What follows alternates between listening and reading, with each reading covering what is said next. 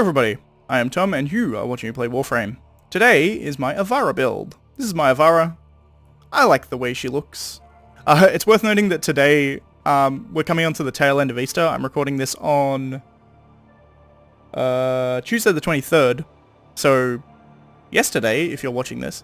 There's still some of the cosmetics from Easter up here, most notably the bunny ears that I've got coming out of my head, as well as an ephemera that lets you leave Easter eggs around, which is kind of cool. The bunny ears have been a thing in Warframe for ages. Whenever Easter comes around, you pay a few credits and you can have bunny ears. But the ephemera is new this year, I believe. But it's really cool, you leave Easter eggs everywhere you walk, it's kind of funny. But, Ivara build.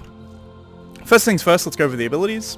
Her passive is that she has loot radar passively. It's 20 meter loot radar, which is really, really good. It just means that you don't need mod to take up mod slots on your companions with her. Granted, a lot of people will anyway, because they can't be bothered having a separate loadout just for a Sentinel on Ivara as opposed to all their other Warframes, but it's nice to have.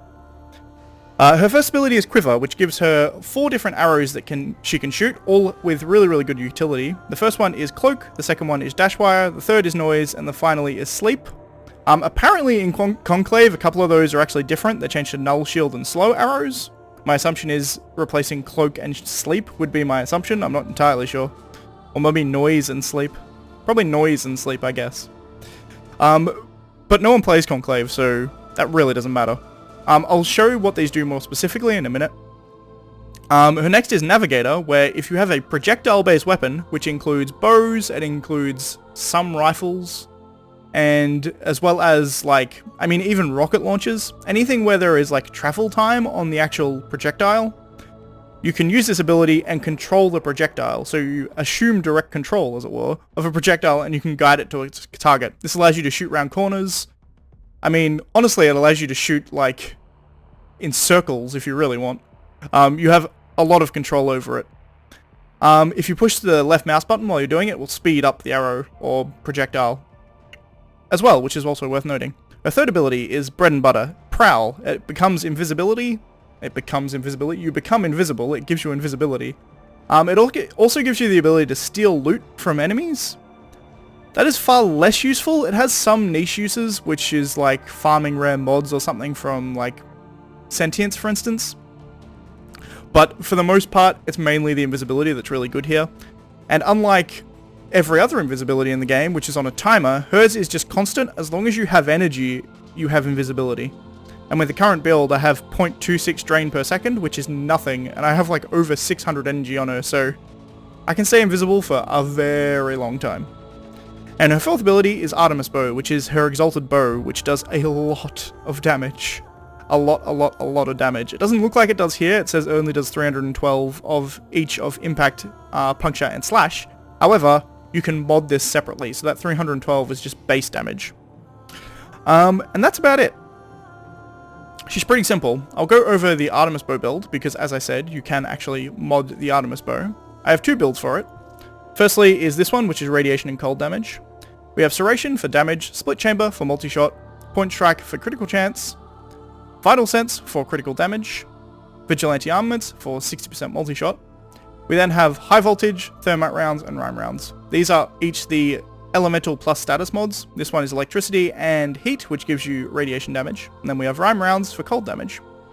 And the second one is Corrosive and Heat. It's exactly the same, except we have Malignant Force, High Voltage, and Thermite rounds in here instead. So Toxin plus Electricity gives you Corrosive, and then you have Heat on top of that.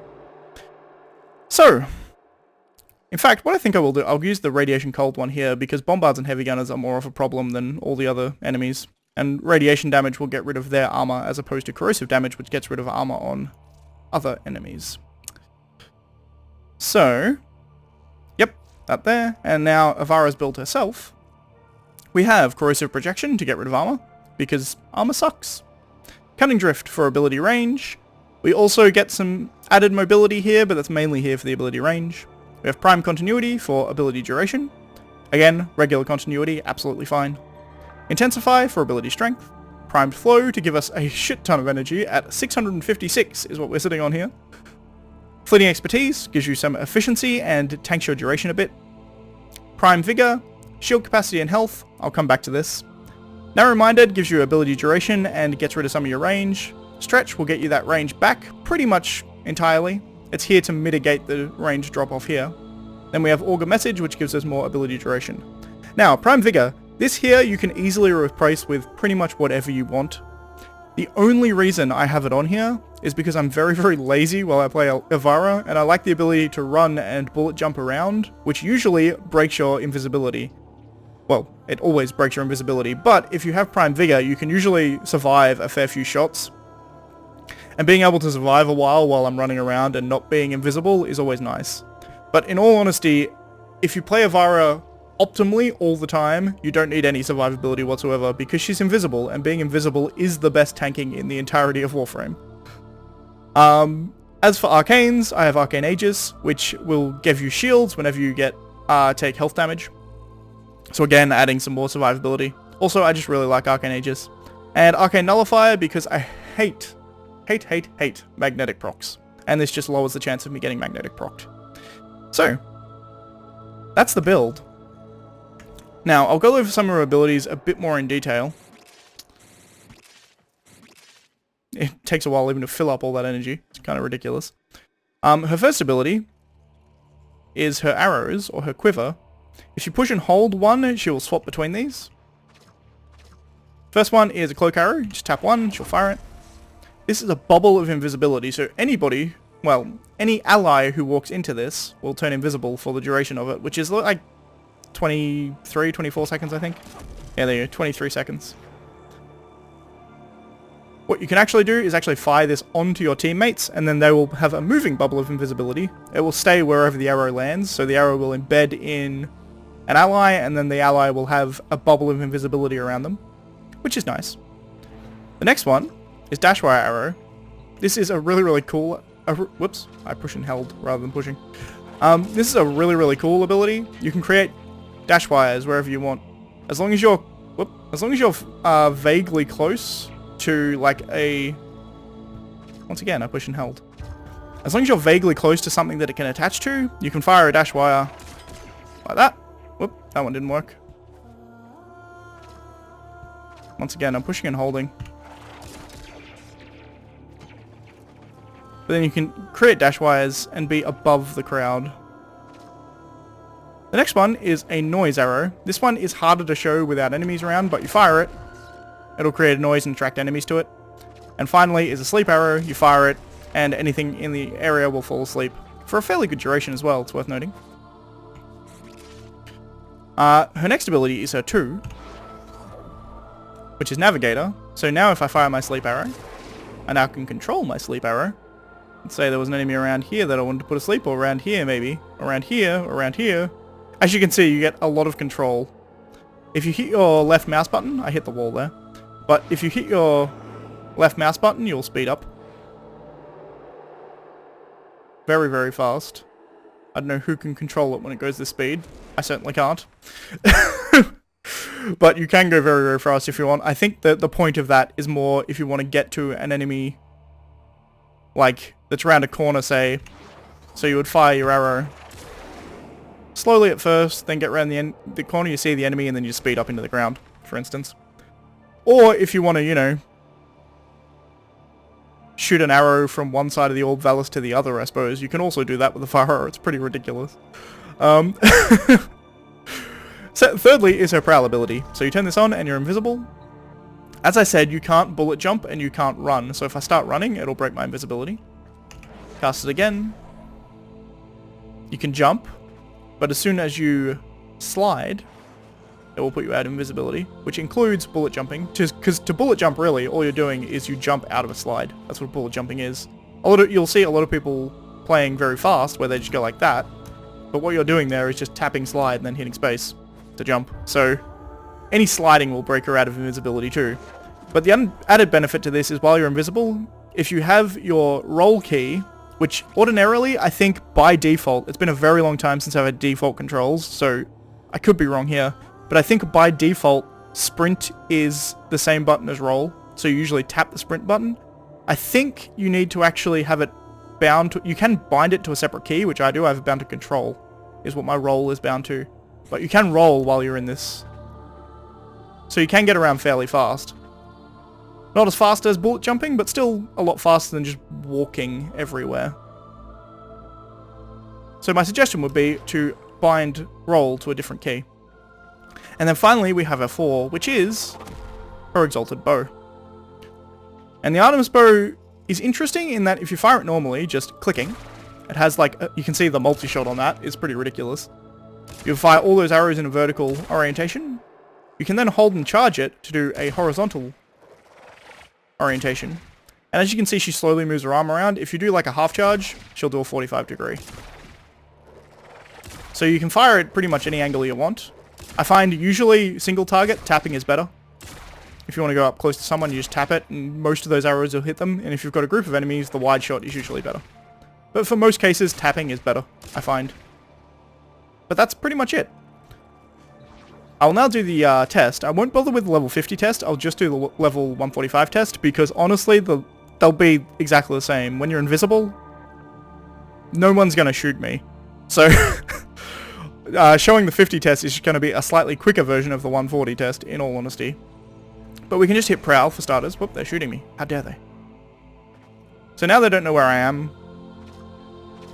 I can go and create a sound arrow. In fact, what I should do is kill these guys first. If he'd stop turning his back to me, I could get a headshot, which would be nice. There we go.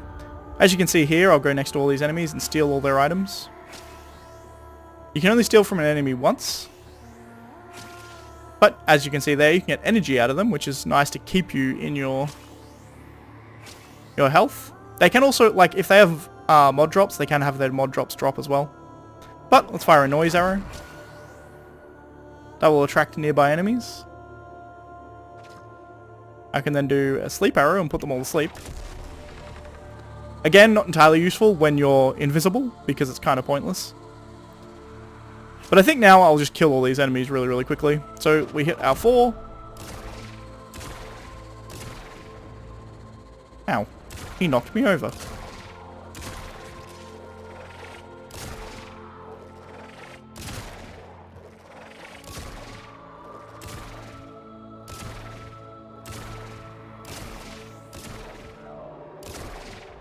As you can see, this might... Oh, that's why it'll take a while. You're still alive. I wonder why they were taking a while to take down. Radiation damage, you can usually take down these heavy gunners fairly easy with radiation damage. Also, you see these guys shooting. They're shooting because this corrupted gunner is radiation procced. They're shooting each other, they're not actually shooting at me.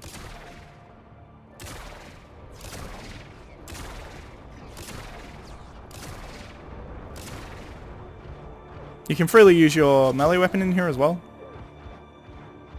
You can't do slide attacks because well, you can kind of do slide attacks. You can do one. You can't do over and over spin to win. The reason being is that it involves sliding, and if you slide, you'll break your invisibility. So unfortunately, you can't spin to win. But I want to get her in the head. But there you go. That's some more damage. Headshots will kill them pretty quickly. The problem is a lot of grenade units are actually kind of annoying to shoot in the head because when they've got their back turned, you can't shoot them because they've got weird hunches on their back. I think that's everyone dead, in all honesty. You can see on the map that we actually have enemy radar, so I can tell it isn't all of the enemies. Her passive coming in useful. And there should be one more over here. Yep. Alright, so they're now all dead. But that's Ivara in a nutshell. I'll turn my 4 off because I don't need it. She stays invisible, and because she's invisible, no one can hurt her. And then she uses her 4, which does a bunch of damage to kill them. And she has some utility with her 1 and her 2 as well, by being able to control a lot of enemies. For instance, luring them all with a sound arrow and then putting them all to sleep. Usually quite useful. Also, you can do a dash wire arrow up here, for instance. And you can be invisible, be up on your dash wire arrow, and then using your 4, you can just fire down on the crowd. She has a lot of utility. That is... I mean, she's all round a very, very good Warframe. I like her very, very much. But that's pretty much it for the build. So I'll say thanks for watching, I shall see you next time. The only other thing they'll add here is that she's kind of weird in that half her abilities are really good for teamwork, but also the other half are really, really good for solo play. And what I mean by that is, like, for instance, her, her cloak arrow. This ability is almost completely pointless for Ivara herself, because she has invisibility just go like this. So it's almost a purely group-orientated ability, but at the same time, a lot of her other abilities are completely useless to teammates. I guess Dash Wire, again, is also similar. You're not the only one who can use this. Any of your teammates can use this, so that's also helpful to your team, I suppose. But she has a very nice balance, I guess is my best way of what I'm saying, is between group play and solo play. There are some Warframes where clearly they're designed for just playing solo, and there are others that are clearly designed for playing with a group. Trinity comes to mind, for instance. Trinity by herself is fine, but she's not designed to be played by herself. She is a support frame in every way, shape, and form. Whereas Ivara is kind of a mixture of both, which puts her in a very good place, I feel. But that's it. So thanks for watching, and I shall see you next time, where we'll go with Cora, I believe? H-I... Are there any J Warframes? No. Which means K, so Cora. Yeah, Cora's next. So that ought to be fun. Thanks for watching, I shall see you next time. Bye.